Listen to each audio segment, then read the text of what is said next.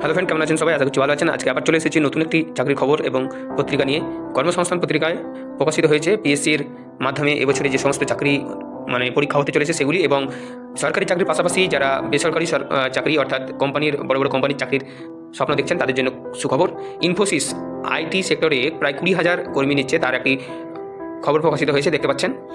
এবং পিএসসির মাধ্যমে এবছরে যে পরীক্ষাগুলি হবে এবং রিক্রুটমেন্টগুলি হবে তার বিজ্ঞপ্তি এবং তারিখ ঘোষণা করেছে, দেখতে পাচ্ছেন। যে ডাব্লিউবিসিএস পরীক্ষার বিজ্ঞপ্তি নাম্বার 8/24 সালে ডাব্লিউবিসিএস প্রিলিমিনারি পরীক্ষা 7 সেপ্টেম্বর হবে এবং দরখাস্ত নেওয়া হবে 4 এপ্রিল থেকে, চলবে 25 এপ্রিল পর্যন্ত। এবং ক্লার্কশিপ পার্ট 2 অর্থাৎ ক্লার্কশিপের মেন পরীক্ষা 2023-এ যেটা, সেই পার্ট 2 15 জুন পরীক্ষা হবে। এবং ক্লার্কশিপের এবছরের জন্য অর্থাৎ 2024-এ যেটা পাবলিশ হয়েছে নোটিফিকেশান, সেটার আপনার পরীক্ষা হবে ক্লার্কশিপ পার্ট 1 পরীক্ষার জন্য হবে 28 ডিসেম্বর। দরখাস্ত নেওয়া শুরু হবে 4 আগস্ট থেকে।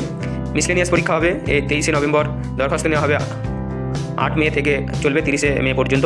মিসলেনিয়াস সার্ভিসের সমস্ত পরীক্ষা এখানে বিস্তারিত দেখতে পাচ্ছেন।